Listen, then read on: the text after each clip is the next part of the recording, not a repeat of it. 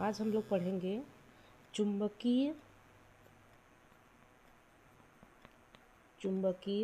द्विध्रुव के कारण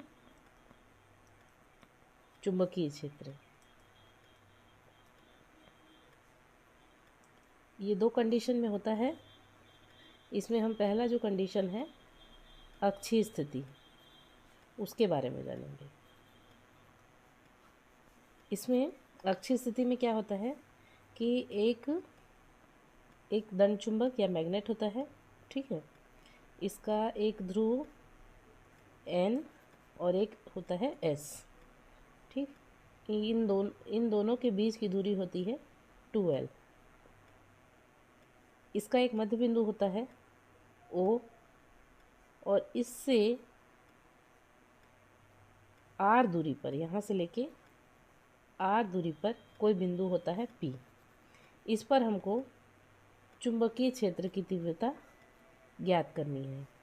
ये चुंबकीय क्षेत्र दोनों ध्रुवों के कारण अलग अलग होगा। एक होगा B1 इस दिशा में और एक होगा B2 विपरीत दिशा में, ठीक है। यहाँ पर एक दंड चुंबक है जिसकी प्रभावी लंबाई 2L है और जिसका ध्रुव प्राबल्य स्मॉल m है और बिंदु O से R दूरी पर कोई बिंदु P है जिस पर हमको चुंबकीय क्षेत्र ज्ञात करना है। अब इस N ध्रुव के कारण, ठीक है, N ध्रुव के कारण बिंदु P पर चुंबकीय क्षेत्र का परिमाण,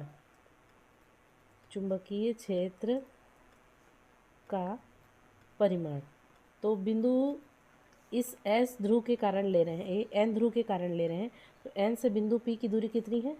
ये यहाँ से यहाँ तक क्या हो जाएगा? NP। तो इसका फॉर्मूला हम लिखेंगे B1 is equal to mu not upon 4 into ध्रुव प्राबल्य स्मॉल m और अपॉन यहाँ से यहाँ तक की दूरी कितनी है? NP। तो ये हो गया NP का स्क्वायर। ये हो गया इक्वेशन नंबर फर्स्ट। चूँकि हम जानते हैं कि NP इज इक्वल टू, अब देखो यहाँ से यहाँ तक क्या है? NP। तो यहाँ से OP का दूरी कितना है? टोटल ऑफ R है और यहाँ से यहाँ तक का दूरी L है। मतलब यहाँ से यहाँ तक दूरी कितनी हो जाएगी? स्मॉल l और ये पूरा है R। तो इस R में से स्मॉल l को निकाल देंगे तो ये पूरी दूरी निकल आएगी हमारी, ठीक है। तो NP इज इक्वल टू हम लिखेंगे R माइनस L। इसको हम इसमें पुट कर देंगे। B1 is equal to mu not upon 4 into small m upon R minus L का होल स्क्वायर। ये बन गया इक्वेशन नंबर सेकेंड। इसी प्रकार से हम S ध्रुव के कारण बिंदु P पर चुंबकीय क्षेत्र का परिमाण निकालेंगे। बिंदु P पर चुंबकीय क्षेत्र का परिमाण, ठीक है। तो अब ये हो जाएगा फॉर्मूला में B2 equal to mu not upon 4 into small m upon SP का स्क्वायर। ये बन गया इक्वेशन नंबर थर्ड। क्योंकि यहाँ से देखो, यहाँ से S ध्रुव के कारण ले रहे हैं तो S ध्रुव से बिंदु P की दूरी कितनी हो गई? SP।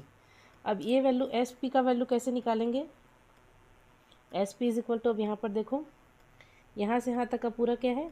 2L, यानी कि यहाँ तक क्या है? स्मॉल l है ना। यहाँ तक स्मॉल l और यहाँ से यहाँ तक R, तो स्मॉल l प्लस R यानी कि टोटल ऑफ SP।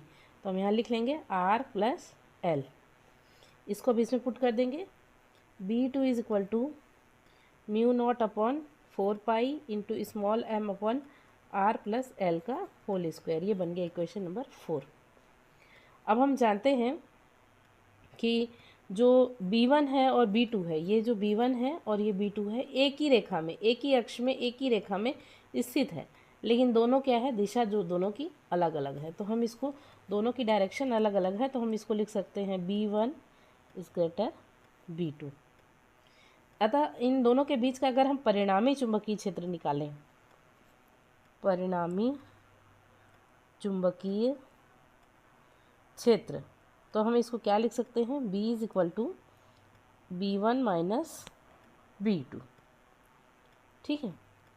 अब हमारे पास formula B is equal to क्या आ गया? B1 minus B2। अब हमारे पास B1 का वैल्यू है और B2 का भी वैल्यू है, तो ये दोनों वैल्यू इसमें पुट कर देंगे। तो b1 का वैल्यू क्या है, mu naught upon 4 pi into small m upon r minus l का स्क्वायर, और ये माइनस हो गया mu naught upon 4 pi into m upon r plus l का होल स्क्वायर। ठीक है, अब देखो इसमें क्या क्या कॉमन है, ये 4m कॉमन है, म्यू नॉट कॉमन है और स्मॉल m भी कॉमन है। तो हम इनको कॉमन निकाल लेंगे।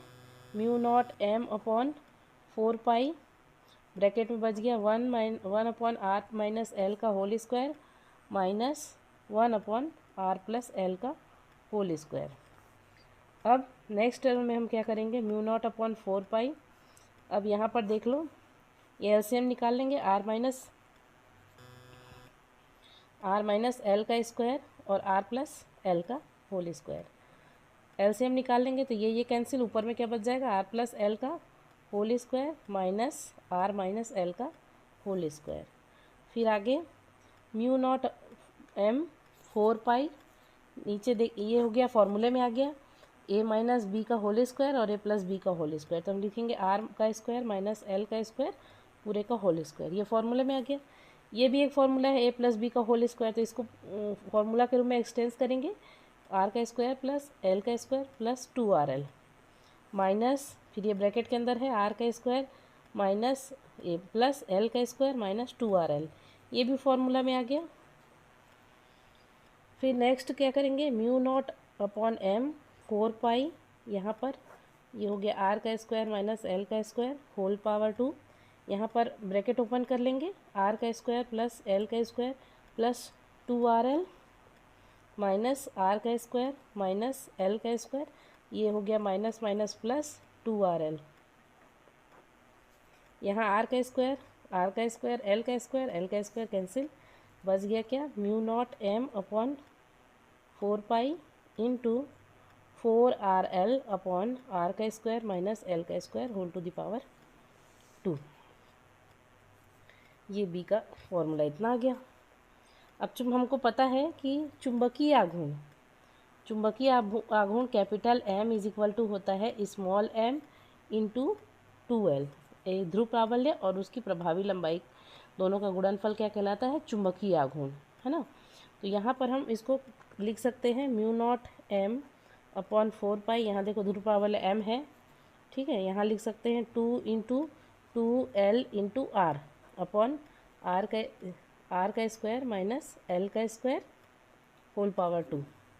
अब देखो यहाँ पर आ गया 2l और स्मॉल m, इसका वैल्यू क्या है, कैपिटल M, तो लिखेंगे mu naught upon 4 pi into 2 into capital M into r और अपॉन r का स्क्वायर माइनस l का square whole to the power 2।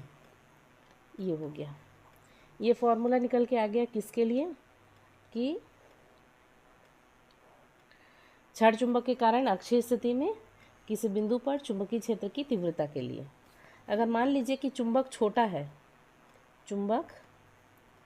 छोटा है तब हम इसको लिख सकते हैं L लेस देन R।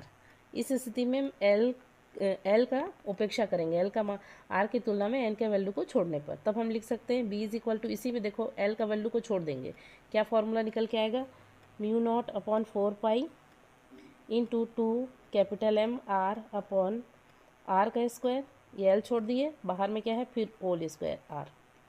ठीक है, अब ये हो गया mu naught upon 4 pi into 2 capital M small r और अपॉन ये हो गया r टू द पावर 4। फिर अगला टर्म में क्या हो जाएगा, mu naught upon 4 pi into इसमें से एक r और इसमें से एक r कैंसिल, तो ये हो जाएगा r का पावर 3, तो 2m अपॉन r का पावर 3। ये हो गया छोटे दंड चुंबक के लिए किसी बिंदु P पर चुंबकीय क्षेत्र के लिए व्यंजक।